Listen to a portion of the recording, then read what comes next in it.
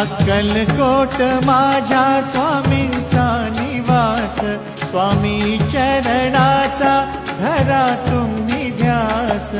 अक्कलकोट माझ्या स्वामींचा निवास, स्वामी चरणांचा धरा तुम्ही ध्यास.